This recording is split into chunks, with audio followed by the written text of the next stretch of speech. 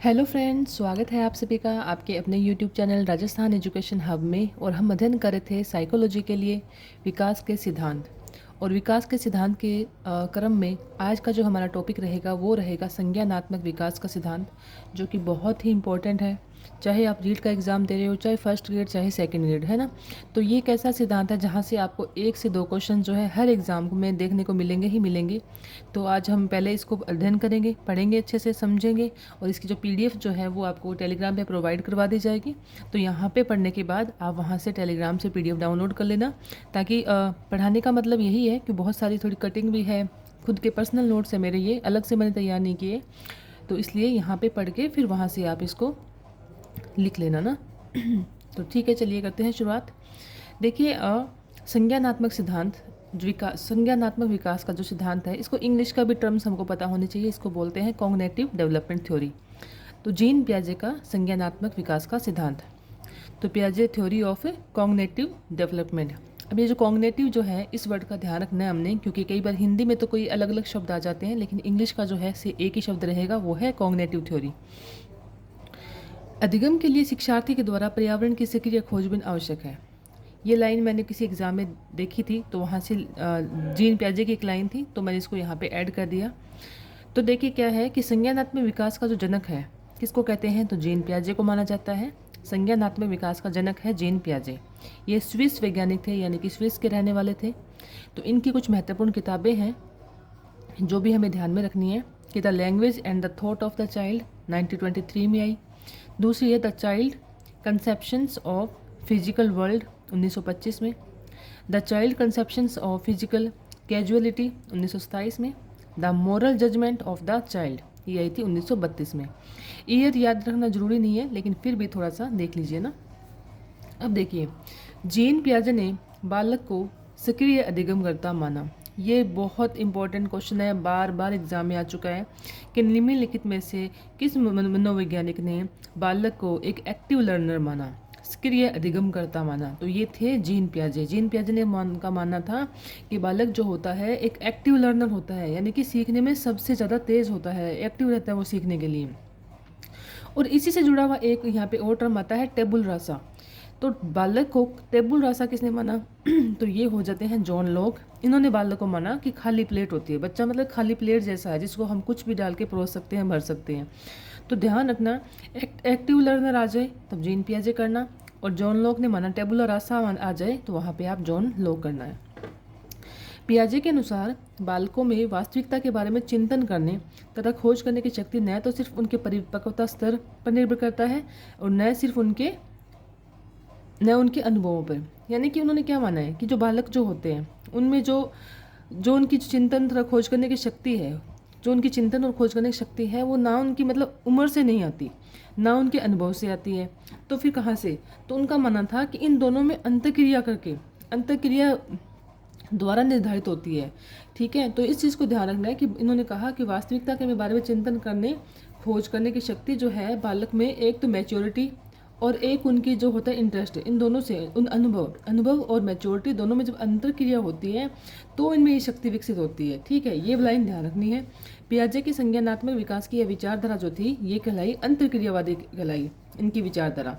तो किन किन चीज़ों में अंतर्क्रिया किया था उन्होंने, ये ध्यान रखना है। एक तो मैच्योरिटी में, एक अनुभवों में। परिपक्वता और अनुभवों में जो अंतर्क्रिया होती है, वही इनकी संज्ञानात्मक विकास की अंतर्क्रियावादी विचारधारा कहलाई। इनके अलावा इन्होंने कुछ टर्म्स यूज़ किए जो बहुत इंपॉर्टेंट है, पेपर में आए हैं। सबसे पहला आता है स्कीमा। स्कीमा क्या है? देखिए कि मानसिक संरचना की व्यवहारगत समांतर प्रक्रिया। मानसिक संरचना की व्यवहारगत समांतर प्रक्रिया, ये जो मैंने एक लाइन लिखी, ये भी कोई पेपर में आई हुई थी। तो देखिए, स्कीमा से तात्पर्य ऐसी मानसिक संरचना से है जो व्यक्ति के मस्तिष्क में सूचनाओं को संगठित तथा व्याख्यात करने हेतु विद्यमान रहती है। स्कीमा वातावरण से प्राप्त सूचनाओं के पैकेट्स हैं जिन्हें व्यक्ति अपने दीर्घकालीन स्मृति में संगठित करता रहता है और आवश्यकता पड़ने पर अभंडारित सूचनाओं का उपयोग कर वातावरण के उद्दीपकों को समझने का प्रयास करता है। यानी कि माइंड की एक ऐसी संरचना है कि जो भी हमारे साथ अनुभव जो होता है वो हमारे माइंड में, हमारी स्मृति में जाते ही रहते हैं। ठीक है, उस जो भी हमें लाइफ में जो भी सीखते हैं, करते हैं, जो ज़िंदगी में जो भी चीज़ें हो रही है, वो सब कहाँ है? हमारे मानसिक रूप से हम मतलब स्टोर करते जा रहे हैं, इसलिए इनको एक पैकेट्स के रूप में माना इन्होंने। और जब हमें ज़रूरत पड़ती है, जैसे मान लीजिए अभी हम किताबें पढ़ रहे हैं, अब आप ये जीन पियाजे का सिद्धांत पढ़ रहे हो, इसको पढ़ रहे हो आप, है ना। तो ये क्या है, एक स्कीमा है, आपके दिमाग में स्टोर होता जा रहा है। और लेकिन जैसे ही आप इसके MCQ सोल्व करोगे या जीन पियाजे से संबंधित कोई भी चीज़ आप पढ़ोगे, तो वहाँ पे जस्ट आप उसको वहाँ पे अप्लाई कर दोगे। तो यही तो है स्कीमा, कि मानसिक संरचना की व्यवहारगत समांतर प्रक्रिया। ठीक है, तो आवश्यकता पड़ने पर उन भंडारित सूचनाओं का उपयोग कर वातावरण के उद्दीपकों को समझने का प्रयास करता है। इसके अलावा यहाँ पे एक और टर्म इन्होंने यूज़ की, वो था अनुकूलन। स्कीमा यानी कि स्कीमा था, दूसरा है एडोप्टेशन। पियाजे के अनुसार व्यक्ति में वातावरण के साथ सामंजस्य रखने की एक जन्मजात प्रवृत्ति होती है, जिसे अनुकूलन कहा जाता है। तो पियाजे यहाँ पे क्या कह रहे हैं, पियाजे को लगता है, पियाजे का एक सिद्धांत के इस अनुकूलन के अकॉर्डिंग, कि व्यक्ति में वातावरण के साथ सामंजस्य जो कर लेता है, एडजस्टमेंट जो करता है ना, ये बच्चे में एक जन्मजात प्रवृत्ति होती है। और इस जन्मजात प्रवृत्ति को क्या कहते हैं, अनुकूलन कहते हैं। यहाँ पे फिर मैंने एक छोटा सा क्वेश्चन लिखा कहीं से, कि संज्ञानात्मक मनोविज्ञान का जनक कौन है। बहुत ही इंपॉर्टेंट क्वेश्चन है। संज्ञानात्मक विकास का सिद्धांत जरूर जीन पियाजे ने दिया है, लेकिन इस थ्योरी के जनक कौन है, तो ये कभी आ जाए किसी एग्जाम में तो इसको कर देना निस्सर कर देना। ठीक है।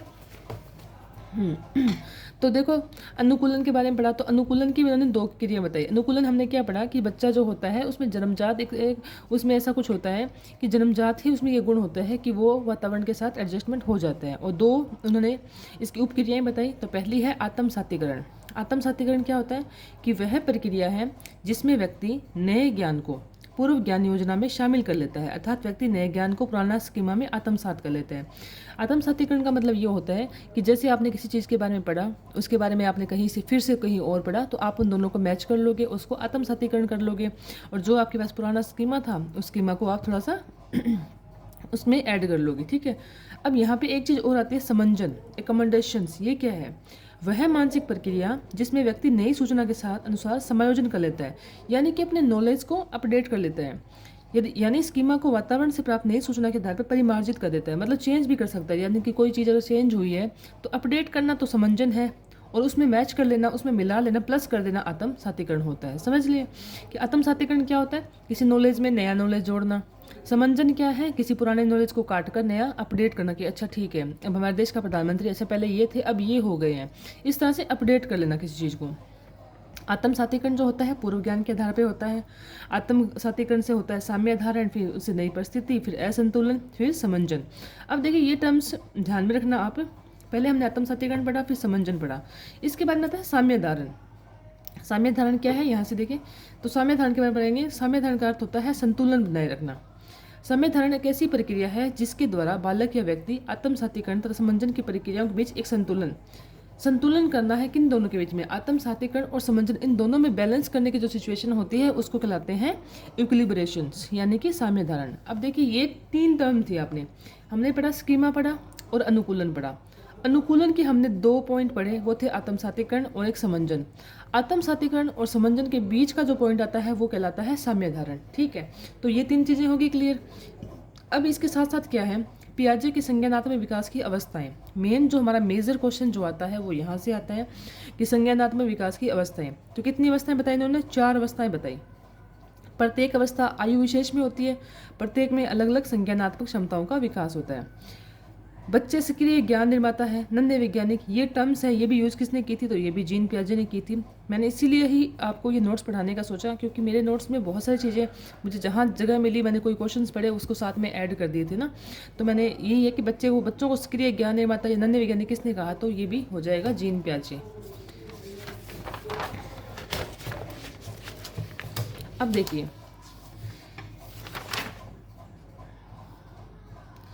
संज्ञानात्मक विकास की 4 अवस्थाएं बताई।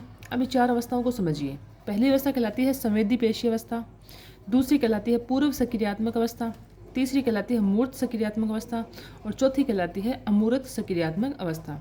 अब इसका पहले तो आप सभी को नाम याद होना चाहिए, संवेदी, पूर्व सक्रियात्मक, मूर्त सक्रियात्मक और अमूर्त। पहले मूर्त है फिर अमूर्त है, ये ध्यान रखना। संवेदी पेशी अवस्था को माना है 0 से 2 वर्ष तक, और पूर्व सक्रियात्मक को माना है 2 से 7 वर्ष, मूर्त है 7 से 11 और अमूर्त है 11 वर्ष तक।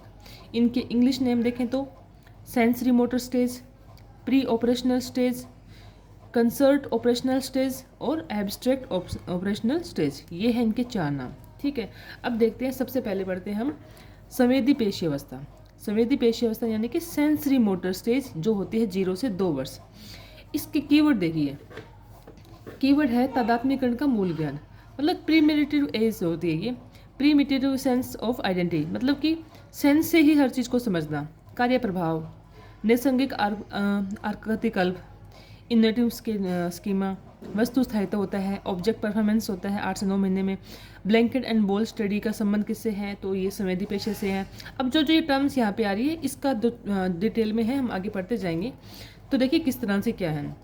पहले ये इसकी मतलब शॉर्ट मैंने कीवर्ड्स लिखे हैं कि ये जो भी नाम आ जाए तो इन सभी इस नामों का संबंध जो है संवेदी पेशे से है। कार्य प्रभाव जो होता है, नैसर्गिक आकृतिकल्प जो होता है, ऑब्जेक्ट्स परफॉर्मेंस है, ब्लैंकेट एंड बॉल स्टडी है। तो अभी किस तरह से है वो आगे पढ़ोगे तो समझ में आएगा कि इस अवस्था को संवेदी पेशे इसलिए कहा गया है कि इस अवस्था के दौरान बच्चे भौतिक वातावरण के बारे में ज्ञान प्राप्त करने के लिए अपनी संवेदनाओं और शारीरिक क्रियाओं की सहायता लेते हैं। कि बच्चों को क्या, देखो यहाँ पे आप सोच के चलें कि हम एक ऐसे बच्चे की बात करें जिसकी एज है 0 से 2 साल, ठीक है। तो वो बच्चा क्या करेगा, ज्ञान प्राप्त करने के लिए क्या करेगा, अपनी संवेदनाओं शारीरिक क्रियाओं का मतलब उल्टा पुल्टा होकर की सहायता लेते हैं। शारीरिक रूप से चीज़ों को इधर उधर करना, किसी चीज़ को पकड़ना, मुंह में डालकर समझाने की कोशिश करना, ये होता है ना। तो इस अवस्था के बालक में तादात्म्यकरण का मूल ज्ञान विकसित हो जाता है। से संसार से अलग विभेदन कर सकता है तथा कार्य प्रभाव को समझने लगता है। तादात्म्यकरण यहाँ पे आया था ना, तादात्म्यकरण का मूल ज्ञान। तादात्म्यकरण का अर्थ होता है खुद का अस्तित्व, यानी कि वो खुद को थोड़ा सा जानने लगता है और से संसार से खुद को अलग समझता है, समझने लगता है, विभेदन कर सकता है और कार्य प्रभाव को समझने लगता है। तो कार्य प्रभाव भी आ गया और तादात्म्यकरण के दो कीवर्ड हमने पढ़ लिए, ये वाला पढ़ लिया और ये वाला पढ़ लिया। जन्म के बाद बालक में केवल सहज क्रिया ही पाई जाती है। सहज क्रिया यानी कि जैसे स्पर्श करने पर आँख, जैसे जो बच्चों को आप टच करोगे तो क्या करेगा, आंखें बंद कर लेगा, देखना, चूसना आदि। तो बच्चों में शुरुआत में क्या होता है, सिर्फ यही गुण पाए जाते हैं ना, सहज क्रिया ही कर पाता है वो। इन्हें पियाजे ने नैसर्गिक आकृति का कल्प कहा है। तो ये कीवर्ड आगे आया था ना, नैसर्गिक आकृति। नैसर्गिक आकृति का अर्थ ये होता है कि सिर्फ इसमें बच्चा जो है सिर्फ सहज क्रियाएं कर पाता है। बच्चे इन्हीं सहज क्रियाओं और ज्ञानेंद्रियों को ज्ञान प्राप्त करने का माध्यम बनाते हैं। 3 से 4 माह की आयु तक बालक को यह आभास होता है कि जब कोई वस्तु उसके सामने होती है तब उसका अस्तित्व बना रहता है, परंतु सामने से हटते ही उसका अस्तित्व भी समाप्त हो जाता है। यानी कि कोई 2 साल का बच्चा है, 1.5-2 साल का, आपने उसके सामने कोई चीज़ रखी तो उसको लगता है कि ये चीज़ है, और यदि आपने धीरे से छुपा ली तो उस बच्चे को क्या लगेगा कि इस चीज़ का अस्तित्व जो है समाप्त हो गया है। इस अवस्था के अंत तक वह समझने लगता है कि जब कोई वस्तु उसके सामने नहीं भी होती तब भी उसका अस्तित्व बना रहता है। यानी कि जब बच्चा 2 साल पूरे होने लगते हैं, जैसे 2 साल की तरफ बढ़ने लगता है, तो उसको लग जाता है, तो वो इस चीज़ को समझने लगता है कि ये चीज़ जो है मुझसे छुपाई गई है, यानी कि उसका अस्तित्व अभी भी है। पियाजे ने इसके संबंध में ब्लैंकेट एंड बॉल स्टडी प्रयोग किया। इस अध्ययन में पाया गया कि 8 से 9 माह की आयु में वस्तु स्थायित्व शुरू होने लगता है। ब्लैंकेट एंड बॉल स्टडी जो क्या होता है, ब्लैंकेट यानी कि कंबल में आपने देखा ना कि जैसे किसी बॉल को, बच्चे को बॉल को दिखा रहे हो आप, फिर उस बॉल को छुपा लेते हो, फिर बॉल को दिखा रहे हो, फिर बॉल को छुपा लेते हो, है ना। तो जैसे हम छोटे बच्चों के साथ गेम नहीं खेलते इस तरह के, तो उन्होंने ये इस गेम के माध्यम से इस गेम का नाम कर दिया उन्होंने ब्लैंकेट एंड बॉल स्टडी। तो इसका संबंध कितना हो गया, 8 से 9 महीने। तो 8 से 9 माह की आयु में वस्तु स्थायित्व शुरू होने लग जाता है। तो ये बताया गया कि ब्लैंकेट एंड बॉल स्टडी का जो संबंध है वो किससे है, तो संवेदी क्रियाओं से है, यानी कि 0 से 2 साल के जो बच्चा होता है उससे रिलेटेड है। तो अब जो इतनी थ्योरी पढ़ी है ना आपने, इसमें हमने जो भी थ्योरी पढ़ी, जैसे मान लीजिए ये सारी पढ़ी, ये पढ़ी, तो इसके जो कीवर्ड है वो ये कीवर्ड है सारे। हमने यहाँ पे क्या पढ़ा, तादात्म्यकरण का मूल ज्ञान पढ़ा, कार्य प्रभाव पढ़ा, नैसर्गिक आकृतिकल्प पढ़े और वस्तु स्थायित्व और ब्लैंकेट एंड बॉल स्टडी। तो इन सभी का संबंध जो हो जाएगा संवेदी पेशीय अवस्था से हो जाएगा। और हमारी नेक्स्ट जो अवस्था आती है वो है पूर्व सक्रियात्मक अवस्था। तो भी वीडियो काफ़ी बड़ी हो गई है, तो इसके बारे में अध्ययन करेंगे हम नेक्स्ट क्लास में। तो थैंक यू, जय हिंद और जय भारत। क्लास पसंद आए तो प्लीज़ लाइक शेयर सब्सक्राइब जरूर कीजिएगा।